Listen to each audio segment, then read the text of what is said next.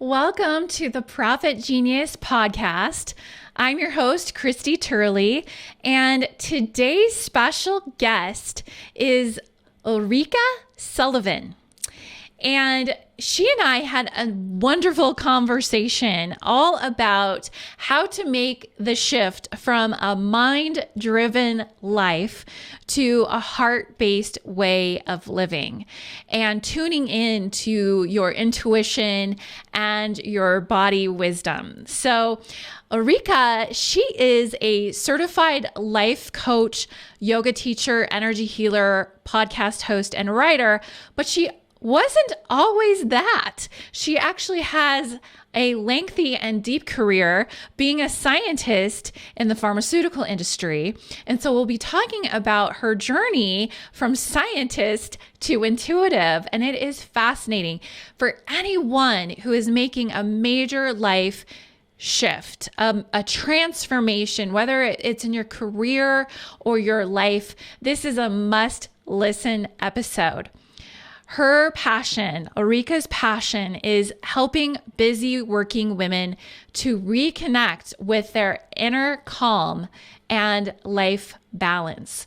She combines intuitive coaching, universal spiritual principles, energy healing, astrology, human design, yoga, meditation, crystals, cards, and essential oils in her practice. And her podcast is called New Light Living.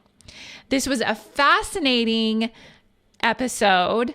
Wherever you are on the spirituality spectrum, this is definitely a grounded episode about how to make the practical shifts to living who you truly are and embodying who you are at soul level. So let's go ahead and dive into today's episode. Welcome to the podcast, Ulrika. Thank you very much. How are you? Good. It's so good to have you today. So we have a really fascinating episode today about the something more that a lot of us are, wondering about in our lives and really tapping into, especially the high achievers and the entrepreneurs or the people that tend to have a little bit more of a logical or analytical or masculine approach to business and life. Like we're talking to you too. So tell us a little bit about how you got started. I find your background so fascinating. Thank you for asking. Well, I started as a scientist, actually, out in the corporate world for many, many years. But a few years ago, I found myself very comfortable, very successful, had everything. And I was starting to feel that there's going to have to be more, right? I was really on autopilot, if you call it that. So the universe organized for me to a complete shift of my career.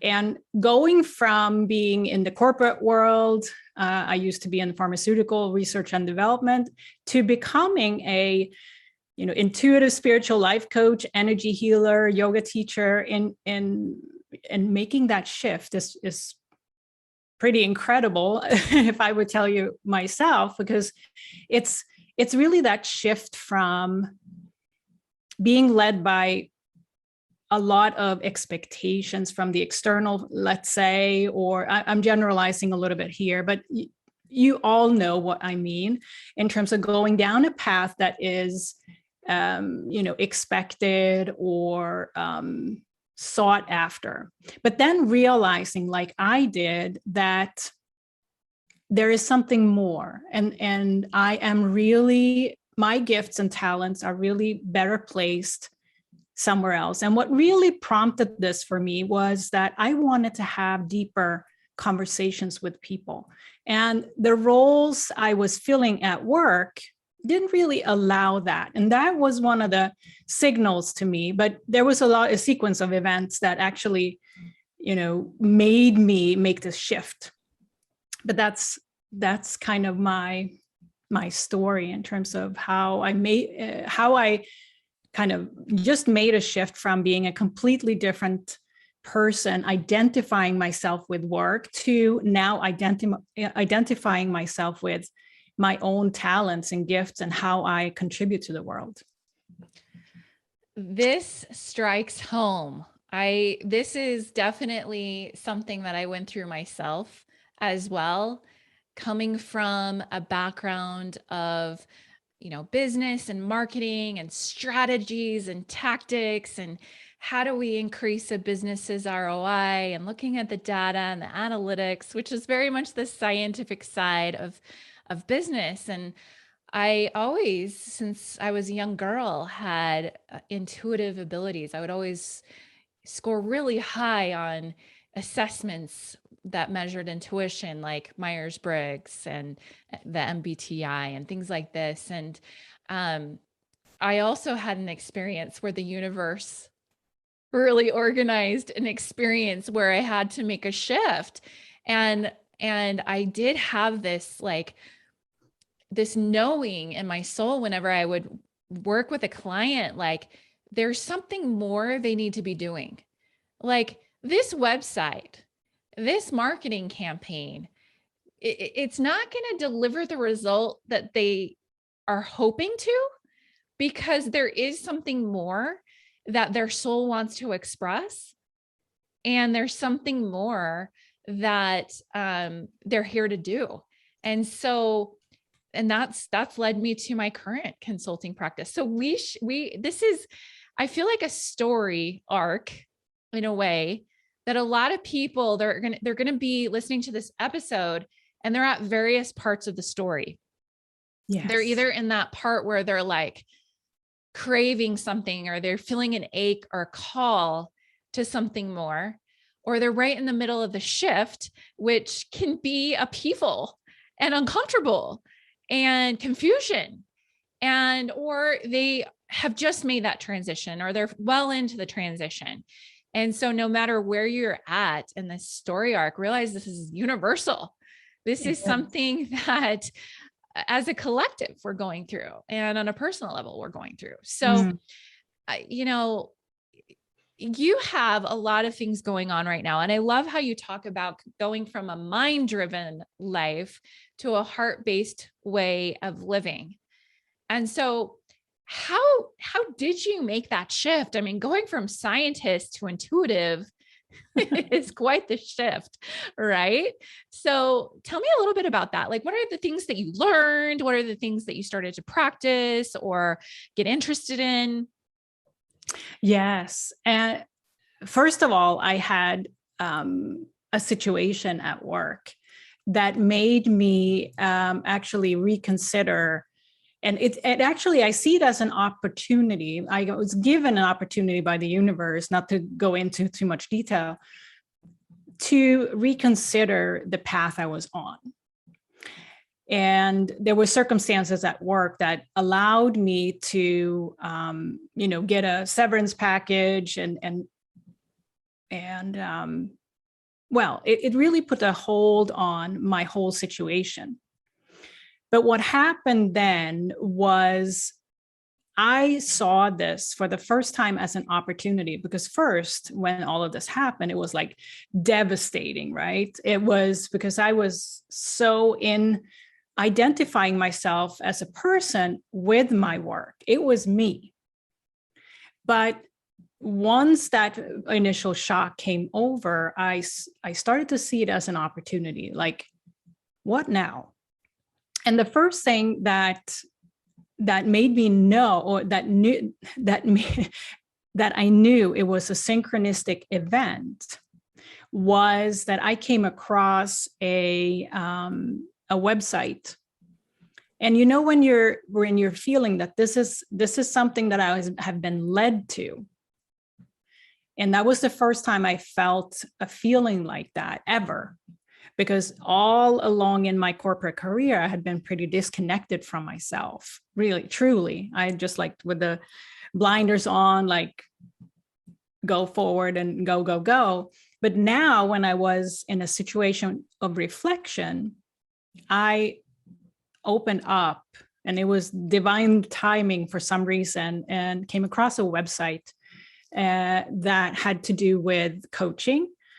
And I just had this extremely strong feeling that I need to look into this. I had never been into coaching or had experience from having a coach before, but it was, I think why I'm bringing this up is that we are divinely guided at all times, but we may choose to not, listen to that, which I didn't for a long time, until it like crashed on me, right? And the universe said, you have to listen now. And all of a sudden this website came up, and I felt very, very drawn to investigate further and learn more about a completely new area of life. And I think that's just a very small example of a shift that can happen for somebody when we are in a way forced, and which was in my situation. It might happen in other ways, but for me, I was forced basically to follow what I was led to because of the situation. And that's rolled out a completely different red carpet for me. And, thing after thing showed up for me. And, I had been a yogi. I had practiced yoga for quite a time before that, but all of a sudden I was in this yoga teacher training as well. And it's like, I had never considered myself being a teacher at the front of the room. I've practiced for a few years, but all of a sudden I found myself in that position, and I loved it. And, this inner shift of what's possible. That's so beautiful. Yeah. And it's interesting how you had little clues like yoga in your past, it wasn't like a complete, trajectory change, although it was in some ways, but it was like there were these clues about who you are at soul level, like breadcrumbs to follow. Mm-hmm. And it is so interesting. I had a similar experience with like the universe, like basically forcing me to look at some things differently. Right. And the universe never forces, but it allows circumstances to happen. And it's up to you whether you listen to the little tap on the shoulder or the big hit on the head with the 2x4. So the breadcrumbs gets bigger and bigger, right? Yes. And all of a sudden it's just in front of your face. You can't miss it, right? That's how you feel. It's like, okay. Yeah. Yeah. So how did you go about like really following those steps? Like, at a certain point in my own journey, so I'd like to hear your perspective. At a certain point in my journey, I started to really question, like, is this like, okay, there's so many synchronicities, but is this really true? Like, this is such a departure. I'm sure there's part of you that was like, no, maybe I need to just keep sending my resume out to get another job. Like, what was there a certain situation or a practice or reassurance that you received to tell you that really confirmed and solidified, yes, and there was no looking back? This is the path. This is where I'm going. I'm not holding on to my plan A or my plan B, or whatever the case may be. Like, I'm going for it. Yes, that there certainly was a point like that. And I call it my point of no return feeling. And it's in a way difficult to describe, because it leading up to that point of no return was an inner journey, way of doubt, of course, in the beginning. And can I do this? Like, what does this mean? And I did send out resumes to similar companies during this period of time, because the mind wants us to go back to what we know, right? While the heart was speaking to me to say, you need to now open up to your destiny, to your purpose, to your, like, all of it, right? So it was this tug of war a bit, but at a certain point, there was this inner feeling of point of no return. And it's hard to describe, but once I felt that, there was nothing that could stop me.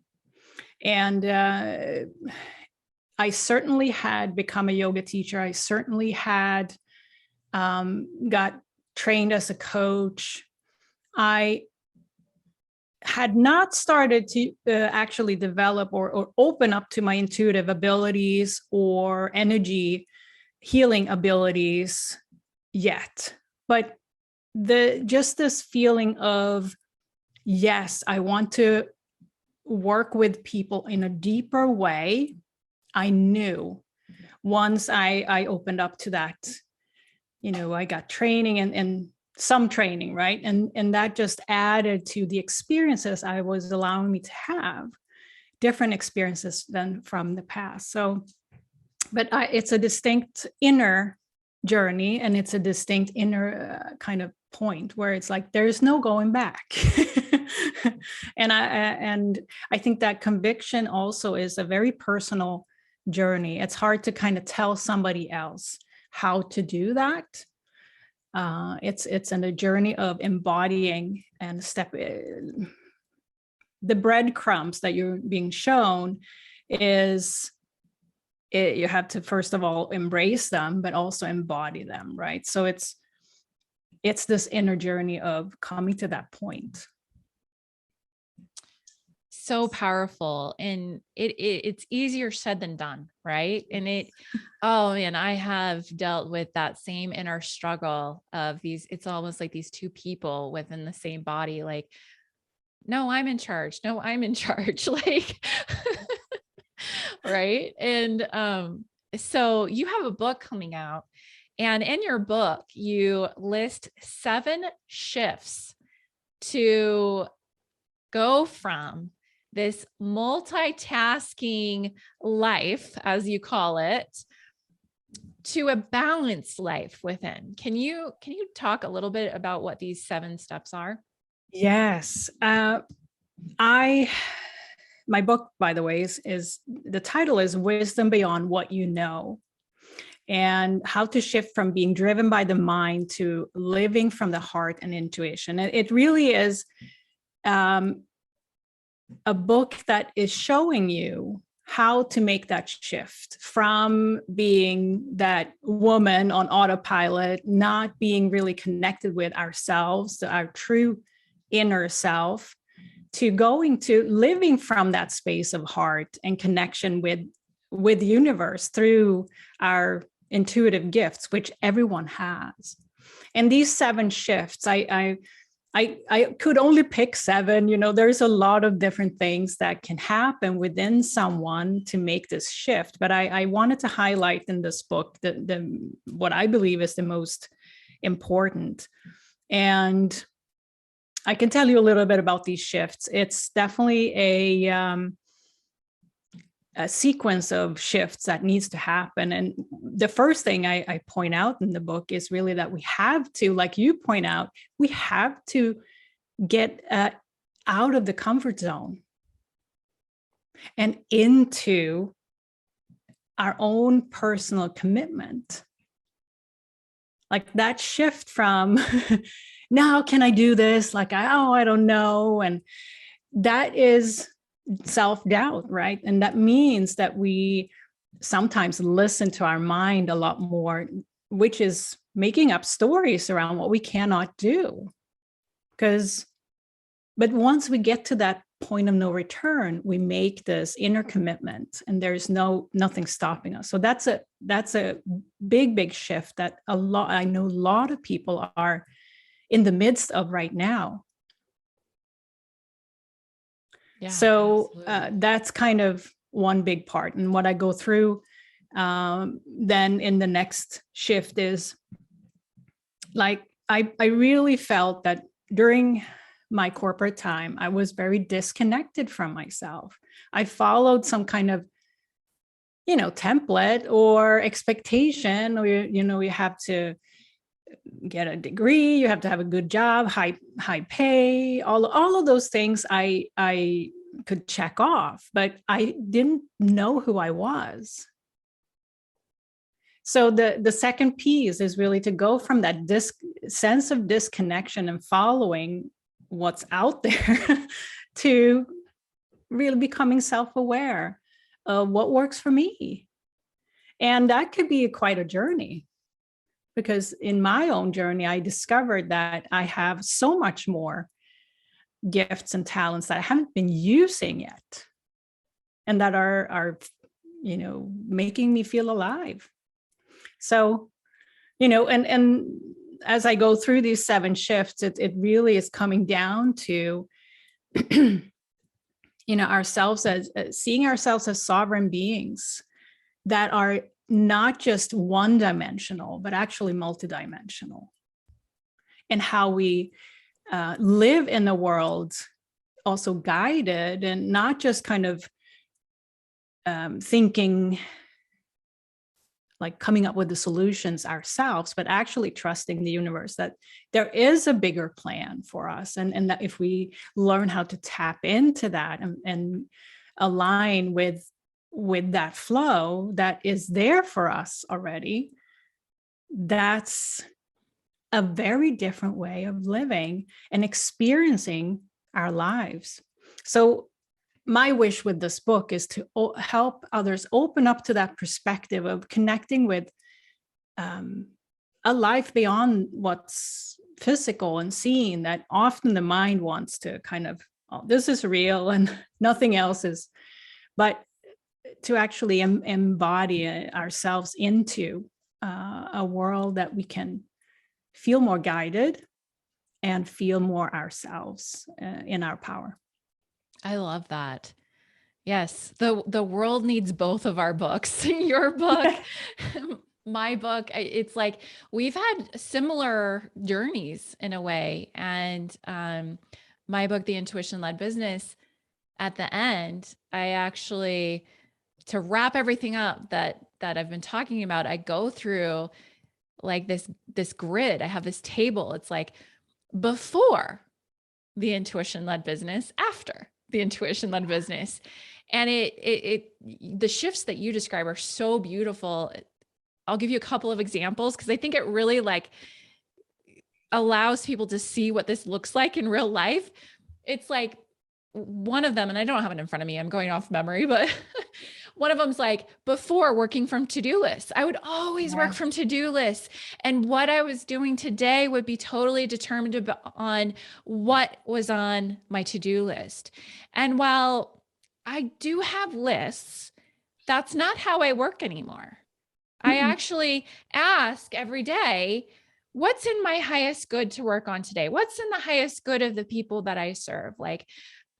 And when I work that way, it prioritizes, it's like my spirit team, intuition, whatever you want to call it, guide, God. It's like they reorganize and restructure things so that, okay, I'm going to work on this one thing that might not make sense to do today. Like, really? That's what I woke up having a different goal. Like, okay, I'll work on that.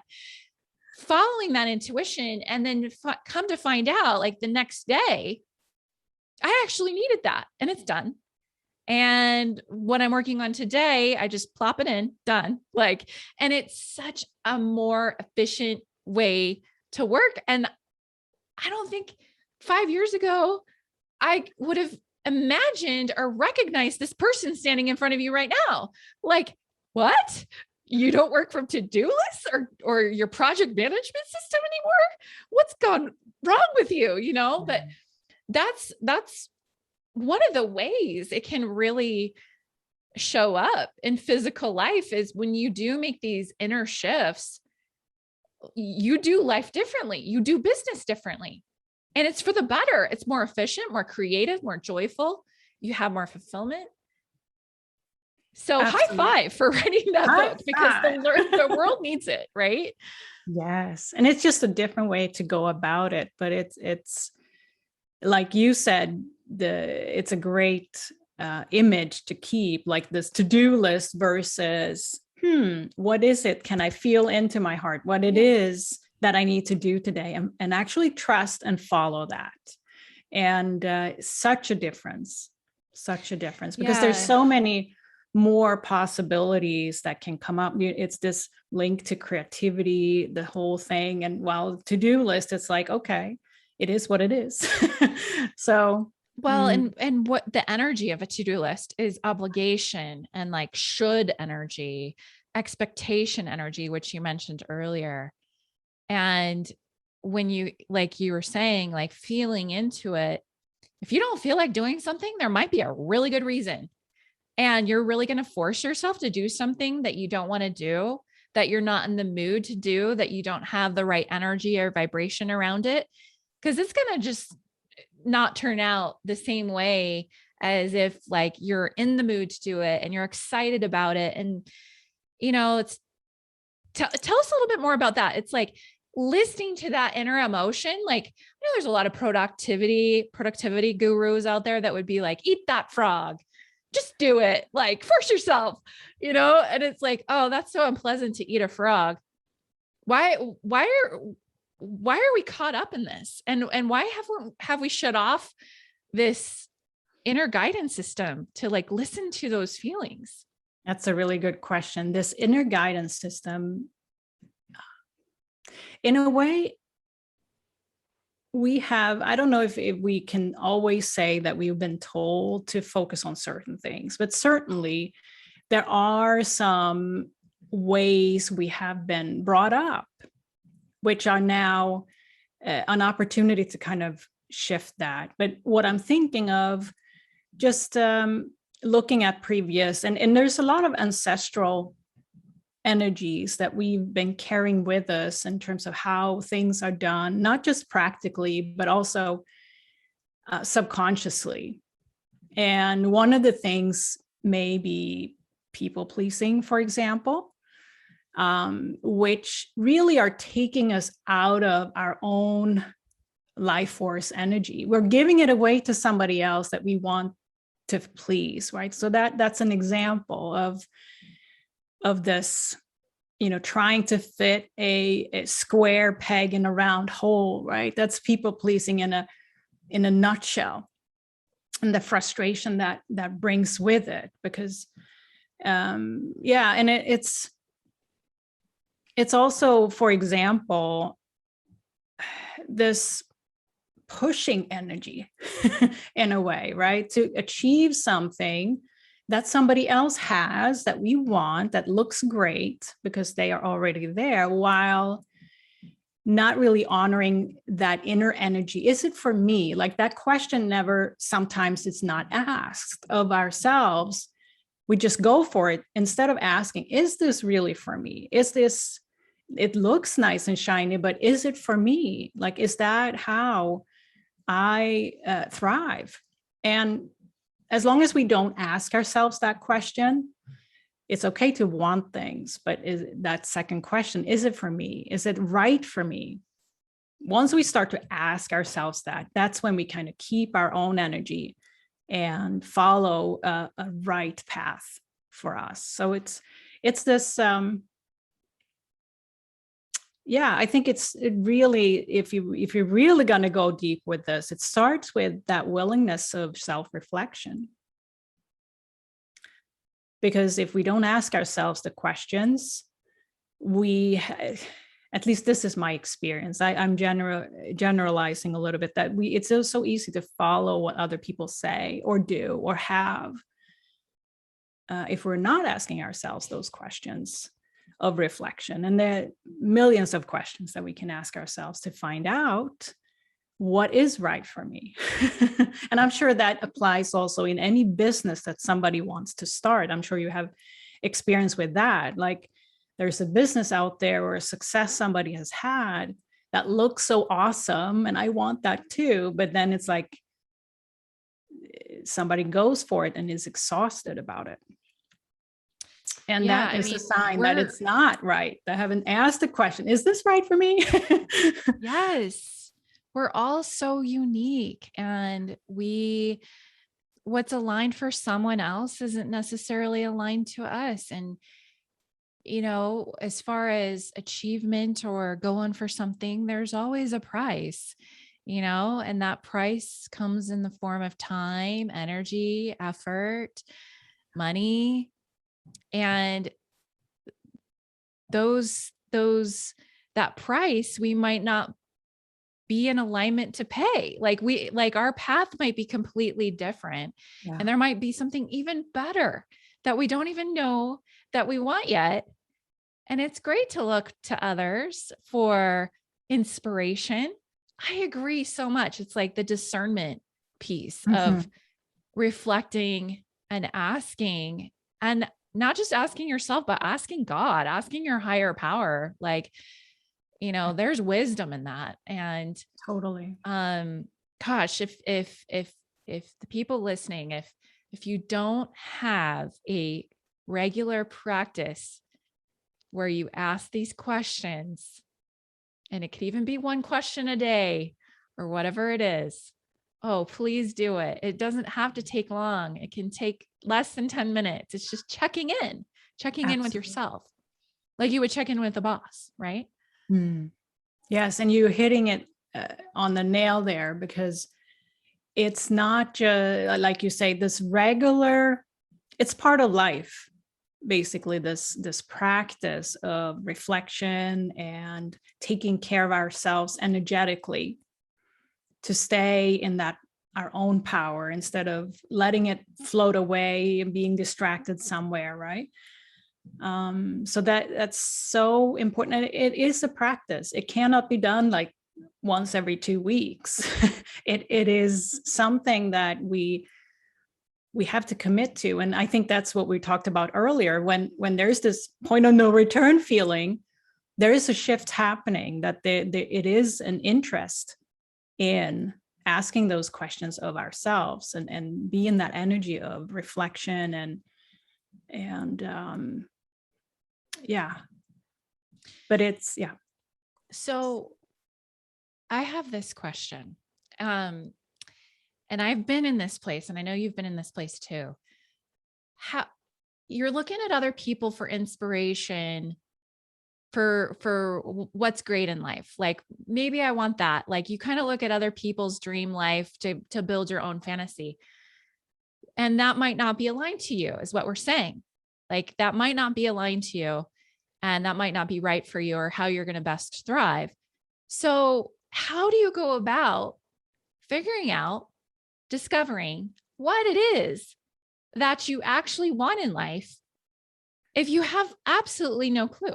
Like, if you've been people pleasing, for example, and you're not sure because you've been, pleasing others, living up to the expectation of other people, and you've lost yourself in the process, and you've lost what you wanted. Like, what kind of action can someone take to really uncover what it is that would give them the most fulfillment? It is not a quick fix, which we also often want. We want to buy that course or that book to kind of get the answer, right?